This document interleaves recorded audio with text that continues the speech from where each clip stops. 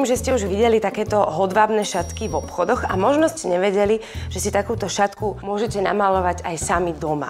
A ja teda neviem úplne presne ako na to, ale pani Marta to vie a ona nás to naučí. Dobrý deň. Dobrý deň, prajem. Tak ďakujeme vopred. Ja vám verím, že nás to naozaj naučíte. Čo na to teda potrebujeme a aký je ten postup? Predávajú sa rôzne rámy. Ja si ich nekupujem, lebo malujú sa rôzne veľkosti hodvábov. Od vankúšikov, veľké šatky, paera a musela by som aj veľmi veľa rámov. Tak ste si ho vyrobili? Áno. Čiže to je obyčajný polystyrén? Z polystyrénu, tým, že s orezávatkom som si narezala pásiky, pritmelila. Robili ste si taký rám vlastne na ten základ. Dobre, to je úžasné. A toto máte odkiaľ, túto šatku? Normálne to sa dá kúpiť. To sa dá kúpiť v kreatívnych potrebách napríklad. Áno. Dobre. A teraz, keď si chcem nakresliť, ja neviem, teda tieto slnečnice. Tak si najprv som si to predkreslila na takú nejakú škicu na papiere, ktoré som si pozlepovala, vložím si. A teraz potrebujem tento hodváb Dať do toho rámu. Vyšpendlíkovať. Aha, aby nám držal, Kristýnka? samozrejme. To znamená, po celom obvode Áno. to treba zašpendlikovať. Čiže Kontúrka, to je tiež špeciálna kontúra na hodváb, ktorá má... Aha, vy máte na to takýto hroty. dávkovač. Môžem si ich kúpiť 0,5 mm, 9 mm, podľa toho, ako chceme hrubú čiaru.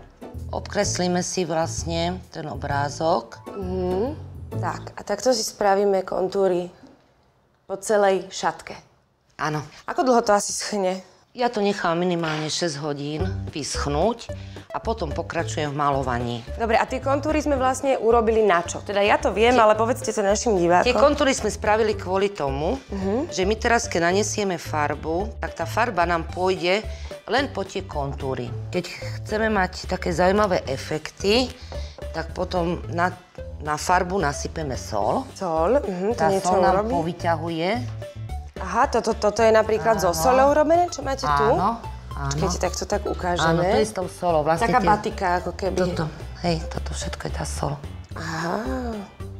A to je špeciálna farba na hodváb, ktorú budeme používať však?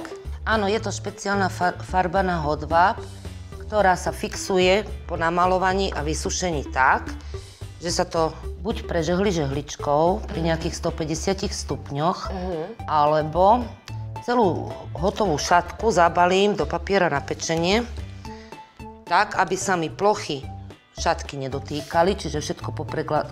Aha, že medzi to dáte ten papier, hej? Zabalím to ako taký balíček a strčím to do elektrickej trúby na nejakých 15 minút na tých 150 stupňov. A potom máte pečenú šatku. No, počkám, aby vychladla. Potom to hneď preperiem. V rukách alebo v pračke? To asi hodváb v pračke, nie že? Skoro v studenej vode a vyslovne používam šampón na vlasy.